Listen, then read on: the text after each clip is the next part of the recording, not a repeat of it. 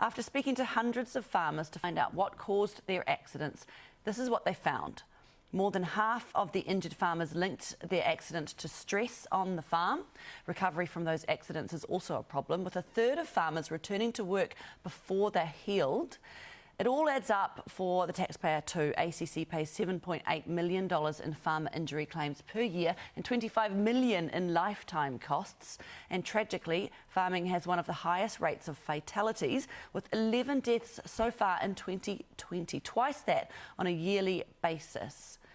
Farmstrong is a New Zealand-wide rural wellbeing initiative for farmers and growers, and they've been working with ACC to crunch these numbers and try to bring them down. Gerard Vaughan joins us now. Good morning. Good morning, Hayley.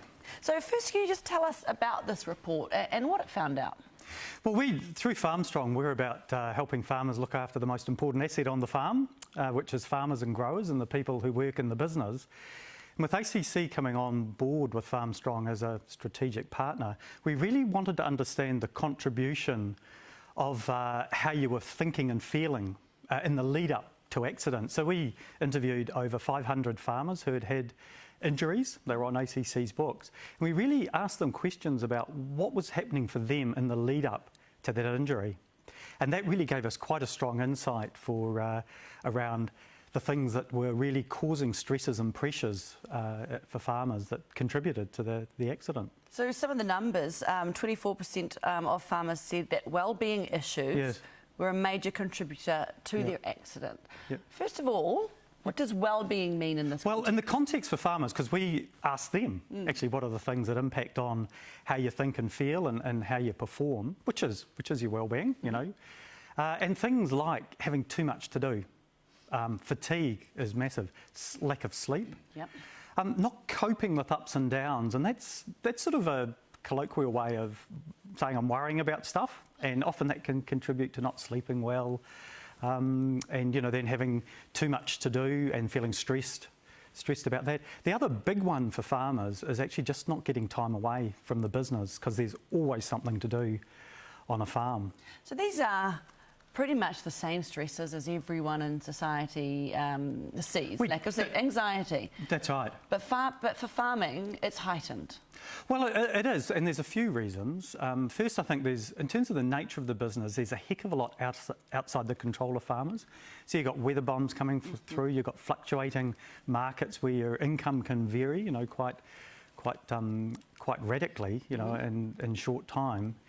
And so as well as the things that are outside your control, there's a lot of importance that farmers maybe don't prioritise looking after themselves as much. They're looking after the animals? They prioritise their animals and their land, stock and machinery, but don't prioritise themselves. And then within that mix, you're working in a high-risk environment. You've got big machinery, you've got stock that can be unpredictable at times. And so if you're not on top of your game and looking after yourself, there is a lot of risks just in the environment that you work in. So when you have some of these stresses attacking you, let's say, from the outside, how can this lead to injury? Well, it's actually, so when I've heard farmers talk about this, and this would be just a classic, example, someone saying, I've got a weather bomb coming through, I'm having a few tensions with one of my staff, I'm not sleeping well over it. I'm dealing with M. bovis, which was an animal virus. And actually just all those things are cumulatively building up that you're not focusing on what you're doing. And actually you make a decision that you normally wouldn't make just because you weren't present. Right. You weren't focusing, your mind was on other things. And a lot of the stories that came through that research was pretty much farmers saying, I did something I normally wouldn't do, and it was related to my mind being elsewhere and worrying and stressing. And so really the skills and the things that we're sharing through Farmstrong is actually, what are some of the habits that you can actually develop to stay present, to reduce your risk, to actually get into good habits around sleep, nutrition. That's all fair enough, but how do you get farmers to want to prioritise their well-being when they've got the sheep and the cattle and the land and the weather bombs to think about? Look, the discussion we're having with farmers is to run a sustainable farming business, and that's what farmers and growers get up every day to do, is to be the best farmer and grower and to run a really successful business for their families, for their community, for the country, and we're really all benefiting from that at the moment. But if they're not looking after themselves, the business is at risk, because if they fall over, the whole business is at risk. Right. And so really our challenge to farmers is saying, the question we ask is, what's the most important asset on your farm? And sometimes I'll talk about the latest tractor or their prize bull, but really farmers are now starting to understand that actually they are the most important asset and the people who work in the business. And there's a whole science around how you can look after yourself that we're sharing through Farmstrong, and it sits really well alongside the science of farming, which is how to breed the best sheep and how to grow the best grass. Farming is the backbone of our country's economy, and farmers are good at what they do, which is essentially helping their livestock to thrive and taking good care of their land. But are our farmers good at looking after themselves and their own well-being? We're going to talk to cattle farmer Chris Biddles and dairy farmer Paul Walker, who've both had their own experience of farm injuries caused by fatigue and stress. Chris joins us from Te Kopuru, Northland, and Te Kopuru is in Northland, and Paul is from Pongakawa in the Bay of Plenty. Welcome to you both. Good morning. Kia ora, Hayley. Kia ora. All right, Paul, let's start with you. Just tell us about your injury and what your headspace was like leading up to that moment. Yeah, look, Hayley, it was a few years ago now, back in 2008. I was at the end of a fair stretch of calving, which it's not unheard of to be working 2 or 3 months without a break back in those days. And I'm a practical man, but one morning I went down to fix a water problem. I turned off the machinery to work on that. I went to go home for breakfast and heard something wrong, so I went back and I stupidly put my hand where I shouldn't have into the working machinery, and I lost a finger that morning. And that is absolutely something that you wouldn't have done if you were focused on the job. Am I right? Absolutely, absolutely. Without proper breaks and rests and looking after yourself, you're going to make those stupid decisions, and sometimes the most mundane tasks seem really difficult when you don't look after yourself and have enough time off. Chris, it was also fatigue that sort of led to your injury too, wasn't it? Yes, absolutely. I was getting ready for a new knee or total knee replacement February 2019, and for 8 weeks before I worked 9 days a week, 7 days a week, very, very long hours. And I was absolutely exhausted. We had Christmas Day off and New Year's Day. That was the only time we had off because I wanted 8 weeks off farm with my new knee. I actually sat with a friend a couple of days before and told him I was absolutely knackered. Never been so tired in all my life. And so on the actual day, I was going along a ridge. My wife and I had been sorting up cattle. A worker was in the South Island doing the root burn track, and we'd sorted up cattle. I was going to shift some, going along a ridge to a safe place to go down this ridge, and my dogs jumped off the quad when they saw the cattle to shift, and I looked around and I thought, oh hell, can I go over here? And I'd just driven past knowing that I was going to the safe place to go down, and I went over. As soon as I poked my nose over, I knew I was stuffed, and I went end over end on the quad. Bloody lucky to be alive, and I got thrown out and I broke my shoulder in half. The quad landed on my ankle and it severed it halfway through, and it was a total dislocation of the talus, and my ankle was stuck under the quad, which I was lucky I was able to drag it out. Very fortunate. I had no cell phone coverage, I had no radio coverage. I had to crawl up a hill about 30, or drag myself with one hand, one leg up a hill. I got halfway up, turned around and saw my radio at the quad, so I had to go back down again. But I got about 30 metres onto a hill and called a mayday on my handheld radio, and my daughter and son-in-law heard it. So, yeah, I was very lucky. And it was all about that fatigue. I was just so tired. I was incapable of making sound decisions on the farm.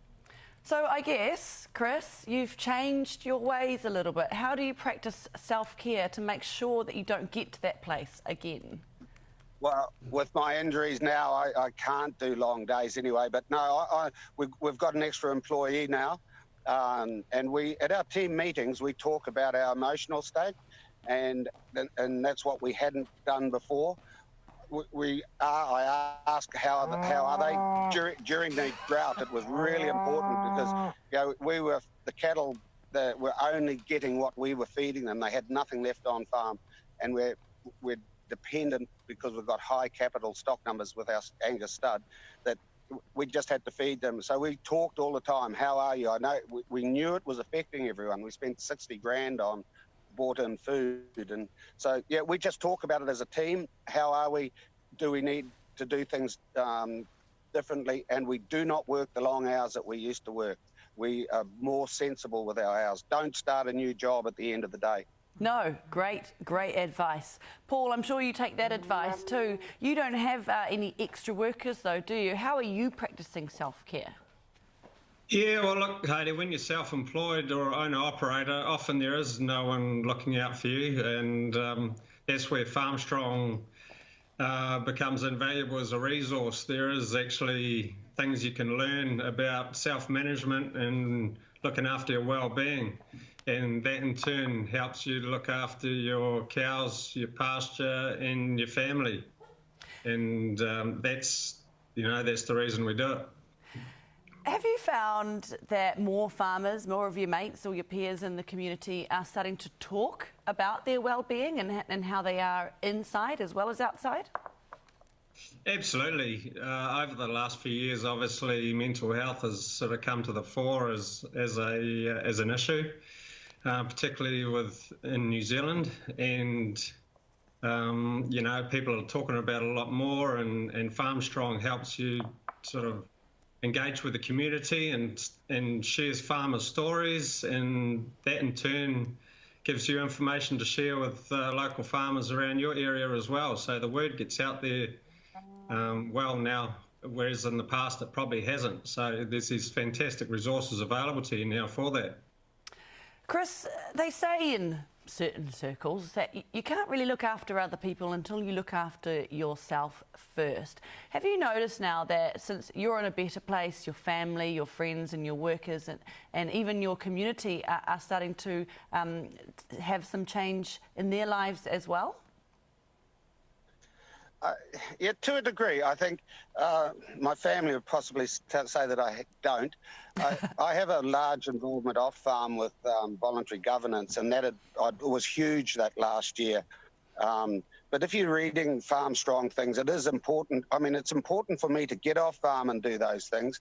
But that year was a particularly big one. We were building a $3 million sportsville, and I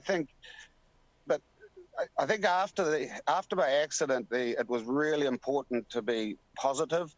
I didn't allow myself any down days. Every day had to be a good one, because down days is just a slippery slope. I had 6 surgeries in that 12 months, with the last one being finally getting my new knee, and I've got more surgery coming up later on this year. So you've got to stay positive, really positive, but I do worry about farmers that they know what's happened to me. They know how bad it was. They know that I'm probably lucky to be alive, one of the lucky ones. Well, lucky for me, maybe not for other people around me, but but they still tend to be a bit lax and say, it won't happen to me, or I get told that I rolled my quad a little while ago and I just got back on it, I drive a quad now, but I am absolutely shit scared on it. I am so scared. And before the accident, I actually worked on a ACC, had written, there was a presentation I saw where at 2 o'clock in the afternoon, you'll make a decision on your quad that you wouldn't make at 8 o'clock in the morning. Mm-hmm. And I farmed for 5 years about that. I'd think about things at 6 o'clock at night when I was mowing. Shall I go up this hill? Would I do it at 8 o'clock in the morning? And But this time I was so tired, I was not even thinking of that. So, you know, fatigue. Read the Farmstrong stuff, listen to them. They're doing great stuff. And I think farmers just have to boot their own asses and be a little bit more sensible. Telling it like it is. Thank you so much.